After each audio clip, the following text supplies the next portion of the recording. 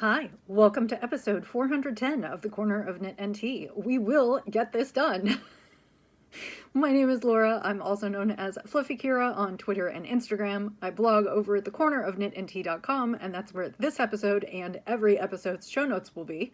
I also have an Etsy shop called The Corner of Knit and Tea, where I sell my handspun yarns and knitting patterns. Hi! It is Tuesday, January 31st, and I have had technical difficulties and a whole bunch of other things happen. So I sat down to record yesterday, Monday, the January 30th, which would have been my normal podcast recording day, and my camera kept stopping and refused to actually record what I was doing.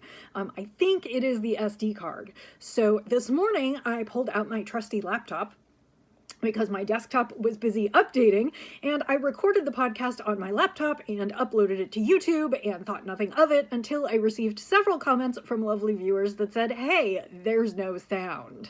So I went back to the file on my laptop, and sadly there is no sound. I don't know if I had the mic input wrong or what.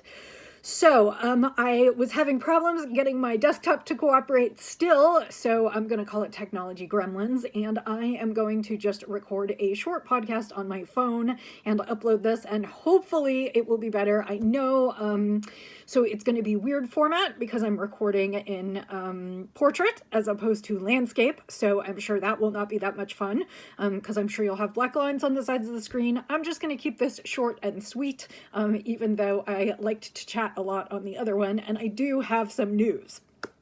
So, I'm going to start with the tea. It actually is sunny out at this point, but it has been very, very cold and actually very gray for the last several days. So when I picked up tea this morning, I wanted someplace tropical, and I picked up Bora Bora tea, which is from my local shop, Tea Market. I don't have the bag here with me. It's over with all my other podcasting supplies, and you can see Norman over there. That is normally where I podcast. You are now seeing me at my desk. I have my phone propped up against my desktop. You get to see all the mess behind me and a little bit of my craft room. So, I'm drinking Bora Bora. It is a lovely tropical tea. It is black tea, like I said, from my local tea shop, Tea Market, and I believe it might be a Harney & Sons blend. It is black tea with papaya and hibiscus and passion fruit and lots of lovely things, and I am drinking that today in my Skills mug. This is a mug artwork by Carl Mountford, and I bought it through Society 6. There are a few other superheroes knitting. I think there is Batgirl, and there might be Superman, and so there are a few other crafty things, and it was called Skills. So that is what I am drinking, and it is delicious. And hopefully it's gonna pick me up through the rest of the afternoon and all of these technical difficulties. So let's talk about what is actually going right now, and that is my first finished objects, which is the Nordic hat by Anne Mizuguchi. I actually knit this one already. You saw it a few weeks ago in Blues, where I did my Hat Not Hate label on it, and actually Hat Not Hate just announced in the last couple days that they are no longer taking collections. They are moving on to promote other places which could use hats in your local community. So I will be sending these to another cause that I donate to, and I only have a couple more of the Hat Not Hate labels, so I'll probably just put those on and send them anyway. But this is a fun kind of graphic colorwork pattern. The reasons that I love it are it looks great in any two colors. It comes in 3 sizes. It is a free pattern. It is beautifully written, and it has a chart. The reason that I love it so much is that it is really easy color work. In color work, you have what are called floats, which is when you have one yarn that is not in use, you carry it behind the yarn that you are currently working with, and it creates a float on the inside of the stitches. So if you have seen the inside of the work, all these long threads are floats. The thing that I like so much about this pattern is there is never a distance of more than 3 stitches. So it is really easy to keep your tension fairly even. I don't have a lot of puckering, and actually these hats have not been washed yet, neither of them. And you can see that they're not terribly puckery and wrong looking. A good washing and blocking will definitely make them lay flatter and will even out any tension issues. But the good news is that it's really, they look great even though even though they haven't been washed. And I don't find it as easy to maintain my tension when there are longer floats between. And then I do something which is called picking up your floats, which is kind of catching them behind your knitting so that they're not too wide. But again, this pattern is such that the floats are not very long, so it's really, really easy. Actually, I see here that is the spot where you can see it's a little bit uneven at the spot where it joins. I think I lost it now, right here. You can see that it's a little bit off at the seam, which is why I was going to flip it around and show you. But this is what I've got. I did these in kind of a limey acid green. I have no labels for it. And then I believe this is a Cascade 220. It might be a 220 Sport in kind of a foresty green. And I am just loving these tonal green on green and that kind of stuff. So I'm loving this one. And like I said, I am so enamored of this hat right now. I already have a third cast on. I went ahead and pulled some more tonals. So this is Pink on Pink. And these are 2 yarns that I have left over from Zen Yarn Garden, from the West Knits blanket that I knit for them. And I'm hoping that I'm going to have enough. I am running low on yarn, so I don't know what I'm going to do if I don't have enough to finish the hat. For this one, I cast on the smallest size, which I guess is kind of a teen small adult size. And I have been working on that for a few nights. I will say that you can see a couple things in this hat pattern. First of all, the pink, the dark pink actually is tonal, so you notice spots where it is lighter and spots where it is darker, and that just happens with tonal yarns. The second thing that you may notice is that the first pattern repeat is quite bold and graphic, and the second one actually fades in a little bit into the color work a little more. This is a good example of color dominance. When you are knitting color work, you often want to hold the color that you want to pop, often the color work section. You want to hold that color in your dominant hand, and you can learn more about color dominance theory by Googling it. I can sort of tell you, but what happens is you want to be holding the color in your hand that you're running under the previous yarn. That is your dominant hand, because those are not going to be pulled as tight as the ones that are running over the yarn. The deal is that those stitches are going to be a little bit looser and they are going to pop more out of your fabric, and you can see a little bit on the second repeat that the second repeat is a little bit less, it pops a little bit less, and that's because when I went to go pick it back up, I picked up the colors I picked up my dominant color in the non-dominant hand, and so you can sort of see a little bit on how the first section is very bold and the second section just kind of fades into the color work a little bit. And as you look at it really, really closely, the deal is that when you are knitting with the color in your dominant hand, the stitches kind of pop out and away from the background stitches, whereas they kind of fade a little bit more into the background stitches. It's a little hard to tell, but I thought it would be a good reason to show you a little bit of why you want to always stay with the color in your dominant hand if you want it to pop out. So I'm hoping I will have enough to finish, but we shall see. So the project where I've been spending most of my time this week is a sample for Zen Yarn Garden, and it is called Bejazzle or Bejazzle. It's B-J-A-Y-Z-L, and it is a shawl by Dorothy Bulak Erickson, who is Syzygy Knits. And I am knitting, the pattern calls to be knit in some contrasting weights of yarn. I am knitting the background color is Zen Yarn Garden Superfine DK 100% Superwash Merino in the natural colorway, and so I am using a DK for my main color.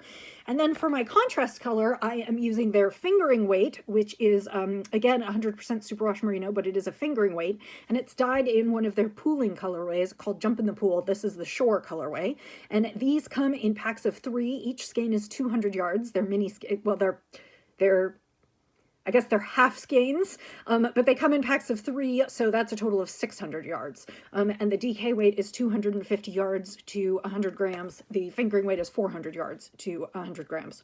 And so the pattern actually calls for the combination of these two to be put together in a shawl that has kind of some meshy sections and some garter stitch. And yeah, it's really cool looking. So this is what I have so far. Last week, I think I showed you I had the first a little bit and I had done kind of the setup sections.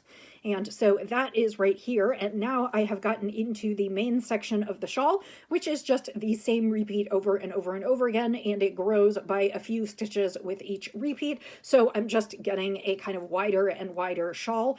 It's going to be sort of a cross between an asymmetrical triangle and a thin crescent shaped shawl, because when you actually kind of lay it out, the pattern curves slightly, so you'll get a little bit of that. So I don't know precisely how far through I am. I would say probably almost halfway. One of the things that I mentioned about this pattern last week is that the pattern itself doesn't actually tell you precisely how long to knit. It gives you approximate yardage requirements and then says knit until you've used up most of your yarn or until your shawl's desirable length, and then it gives you instructions on how to do the last few rows. I have more yarn than I need because the shawl calls for, I think, 300 yards of the main color and then 300 to 400 yards of the contrast color. And so because these are 250 yard skeins, they sent me 2 of them, meaning I have 500, and then I have 600 of the fingering weight. So I'm not really sure exactly how far I'm going to knit. I am down to about half a skein of the DK, and I am almost done with my first skein of the fingering weight. So my guess is I will probably use 2 of the fingering weight and get at least that far, and we'll see how it goes on the DK weight, how much I use. But my plan is to make it until it seems like a decent sized shawl and then bind off. I would love to use all of the yarn because I hate to have the yarn left over, but at the same time I don't want it to be comically large, so because I have so much more yardage. I think the total yardage called for in the shawl is around 700 yards, and of course I have 500, I have 1100, and that just seems like a very large shawl. So I don't think I'm going to use all of it, but I'll definitely knit up another one of these. And again, these were 200 yards. So, and these are the colors. It's just lots of blues and stuff.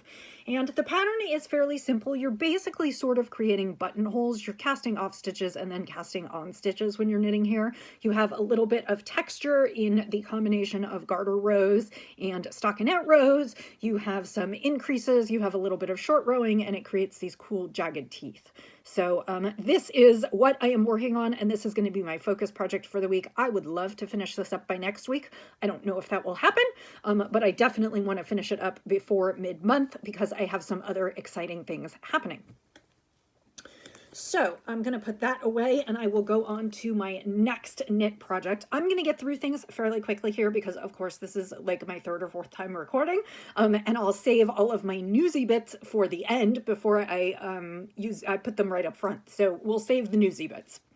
So the next thing that I'm working on is a pair of socks, and I I wanted to knit a bunch of charity socks this year, and I am knitting for Knit the Rainbow, which is a charity devoted to helping LGBTQIA youth, particularly those facing houselessness.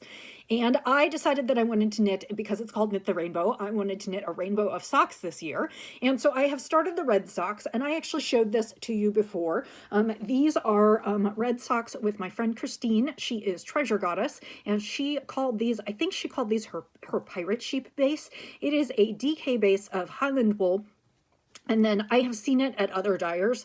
It has sections that are marled where you have one strand of white with a strand of black, and so the white takes the dye. And then you have small sections where it's marled where it has 2 strands of black. So you end up with this really cool looking, I'm trying to show it so you can get the light so I don't cast shadow on it. You end up with this really cool looking kind of marled sock, and I think these are great unisex socks. It is not superwash, so there is that, but it is warm and sturdy, and I think even if they felt a little bit, I think they'll be great. And so I finished the first sock. I used David Schultz's Toe Up Sock Cookbook, which is a pattern on Ravelry. It's basically a recipe where you fill in your gauge, and then you do a little bit of math calculations. He gives you everything you need based on your gauge. He'll tell you how many stitches, based on your gauge and your foot measurements, he'll tell you roughly how many stitches you need and how to work through this toe up gusset and heel flap. And the only modification that I made was I did a slip stitch heel flap rather than a regular one because I like the way that fits. I think it's a little bit more snug. And then I did some really tall ribbing at the top. So basically this yarn came in 250 yards to the skein, and I divided it into what would be, let's see, 125 yard skeins so that I could basically do 2 socks that were exactly equal. And I have started on the second sock. I haven't gotten real far, but I've made a little bit of progress, and I've done more than just cast on the toe. I am a few inches into the foot, and I just need to keep going now.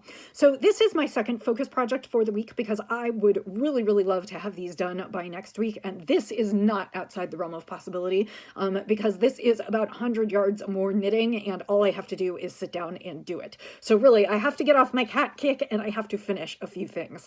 Part of the reason that I really want to finish these up right away is because I have an orange pair, same yarn, just in a bright, cheery orange, and I would like to get that pair on the needles so that I can work on that throughout February. So my plan is to try and just hit a color each month. I have red and orange purchased already. I don't think I have any yellow yarn yet, so I think I'm going to have to order some yellow yarn, but we'll see. I'll look around and see what I have at the house, and we'll decide. It could be a little golden. We'll just have to see what I have, but I don't generally have yellow in generally don't have yellow DK or worsted weight. I'm choosing to knit these in a thicker sock yarn because it gets really, really cold, y'all, particularly in New York where Knit the Rainbow is based, and so I want these donations to be warm and sturdy for winter. My goal is to knit up a whole rainbow of socks this year, take a photo for the gram, and then send them off. I do have purple yarn, I already know, and I'm pretty sure I have blue and maybe some green, but I know that I'm pretty sure I don't have yellow. I also saw on someone's Instagram the other day, they had a hot, like a bright hot neon pink, and so I may in this particular base, which is also how I know that other people carry it. So I might have to order that so that I can make a hot pink pair too. So those two are my focus projects for the week. They're where I'm going to spend my time because I sort of wanted these projects done by the end of January, but of course today is the 31st, and like everything else, best laid plans. So I'm going to be working on those coming up in the next 2 weeks and try and finish them before what comes next. Excuse me. So let me take a quick sip of tea. I'll go into spinning and then I'll hit other news. So I wanted to bring some spinnings to show you. It is absolutely not exciting, but it is precisely what I told you I was going to be doing, which is I am spinning black chicken yarn. This is black. It is some kind of wool. I don't think it's merino. It might be. It's not terribly rough, but it's also not terribly soft. And it comes in great big let me think about this. It comes in great big 1 kilogram bundles, which is 2.2 pounds.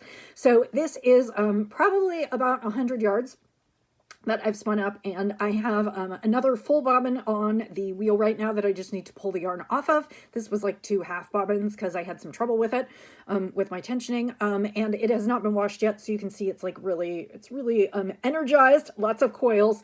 These are thick singles to be used in one of the chickens that I knit, and I want to spin another skein or two, but then I think I'm going to be ready to go on to another spin. So I did bring my fiber that I'm going to spin next.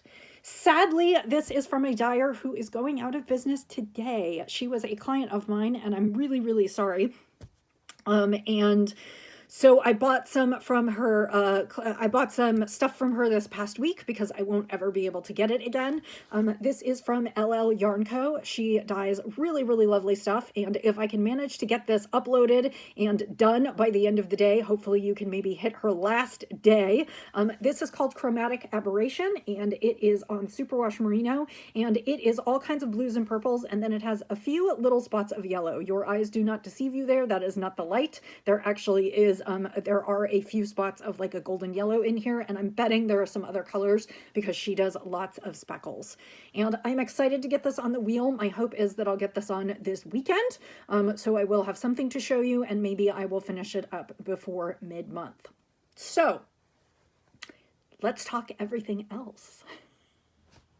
So the first thing that I wanted to talk about is the reason I am trying to get everything done in the next 2 weeks is because my husband and I are taking a vacation. We are going to be going to New Zealand for the latter half of February. This is one of the trips. It's another exercise trip. It is a trip that we registered for in 2019 before the pandemic hit, and we are going to be in New Zealand for from February 15th through the 28th. So I am super excited about that. I'm starting to think think about what knits I want to take with me, and I will talk more about that in the next week or two. But we will be out of town, and so I'd like to finish all of my projects before I leave so that I can come home with a clean slate. And I'd really like to finish these red socks because I would like to take the orange socks on my trip with me. So next week, I'll talk a little bit more about my plans for trip knitting and how I've been thinking about that, because we like to travel light on these trips because we're kind of in a different town every night, and we're constantly moving our luggage and we have to carry it ourselves. And we have limits to how much we can bring. So we're going to see how I can put that together. The bigger news is that, and I have been sitting on this for a few weeks now, is that I am in the process of changing jobs. So I have been working with Stitchcraft Marketing, which is a marketing company that works with craft companies in their social media and marketing efforts. And I have been working with them for about 5 years now, and I love my clients, and I am very, very sorry to be leaving my clients, but I have come to the conclusion that it is time for me to move on. So my last day with Stitchcraft Marketing will be Friday, February 10th. And the reason that I held off telling all of you until now was because I had to make sure that all of my clients were notified first, and that took a couple weeks. I have actually known for a little while, and so it's interesting because I filmed one of my episodes right after I got a brand new job offer, and so I was really discombobulated and off, and I talked really fast, and I know the last few weeks things have been really out of whack. I have felt completely at loose ends. I am trying to transition and get everyone set for my departure. I have already been working a little bit for the new company. I've actually been a contractor for them for almost a year now. So I've sort of been working on both jobs at once, trying to kind of do the transition, not tell anyone who doesn't know yet, but also work with people who do know, plan for my new career, plan for a vacation, and then to deal with all of this technology. So things have been a little crazy, which is why I have been a little bit off for the last couple weeks. So I'm excited to announce that I'm going to be moving to work for the parent company of Missouri Star Quilt Company. Missouri Star Quilt Company is a big online quilt store, and it is located actually just outside of Kansas City. It's about an hour and a half from where I currently live. I will not be commuting up there on a daily basis, but I will be going up there sometimes. I will primarily be working from home. But I am working from Stitchcraft, which was approximately 2/3 to 3/4 of my time, to a full-time gig, and I will be helping them launch some new products and some new content. So it is really exciting. Like I said, I've been working with them kind of on and off as a contractor for the last year or so, and I am really excited for my new role. But basically, since the very end of the year, very beginning of the year, I have been involved in transitioning out of one job to the other, preparing for a vacation. Basically, I'm gonna, my last day at my current job is next Friday, and then I'll have a few days before we leave on vacation, and then we come home from vacation, and literally the next day I start my new job. So that is what's been going on behind the scenes. I'm excited to share more with you over the next few weeks as I learn more, but that is kind of why I've been a little all over the place, and then with technology failures and Mercury in retrograde and everything else, it's just been kind of crazy. So thank you for joining with me today. I'm sorry to those of you who tried to watch the video earlier. I'm sorry to those of you who did not find a video this morning because, yes, I was trying to get things done, but clearly it didn't quite happen. I am going to pop this one up now. Again, I apologize for the video. I just apologize a lot, okay? We're gonna call this the apology episode, and then we'll move on from it, and hopefully by next week I will have solved my camera issues, I will have solved my sound issues, and we'll be ready to go again. So I will say, as I always do, I wish you a wonderful crafting weekend ahead. Happy knitting, happy spinning, happy sipping, and I'll see you next time. Bye.